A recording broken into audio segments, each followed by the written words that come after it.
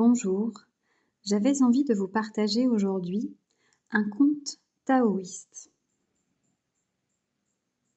Un paysan chinois suscitait la jalousie des plus riches du pays parce qu'il possédait un cheval blanc merveilleux. Chaque fois qu'on lui proposait une fortune pour l'animal, le vieillard répondait : « Ce cheval est beaucoup plus qu'un animal pour moi. C'est un ami, je ne peux pas le vendre. » Un jour, le cheval disparut. Les voisins rassemblés devant les tables vides donnèrent leur opinion.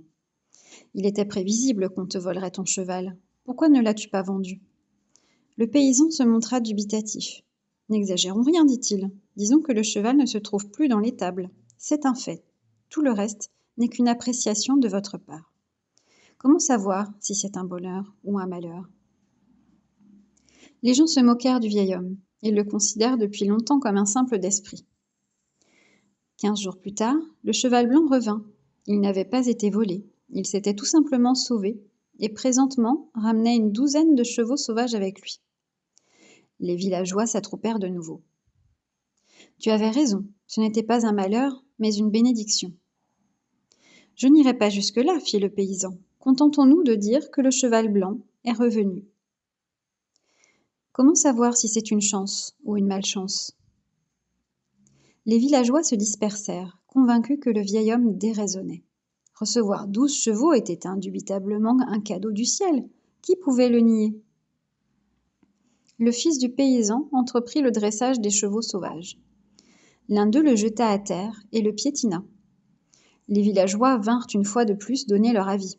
« Pauvre ami, tu avais raison, ces chevaux sauvages ne t'ont pas porté chance. Voici que ton fils unique est estropié. Qui donc t'aidera dans tes vieux jours ? Tu es vraiment à plaindre. » « Voyons, rétorqua le paysan, n'allez pas si vite, mon fils a perdu l'usage de ses jambes, c'est tout. Qui dira ce que cela nous aura apporté ? La vie se présente par petits bouts, nul ne peut prédire l'avenir. » Quelque temps plus tard, la guerre éclata, et tous les jeunes gens du pays furent enrôlés dans l'armée, sauf l'invalide. « Vieil homme, se lamentèrent les villageois, tu avais raison. Ton fils ne peut plus marcher, mais il reste auprès de toi tandis que nos fils vont se faire tuer. »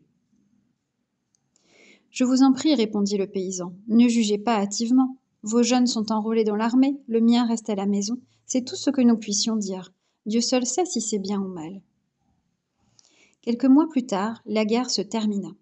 Certains n'en revinrent pas. D'autres rentrèrent, couverts de gloire et chargés d'un riche butin de guerre.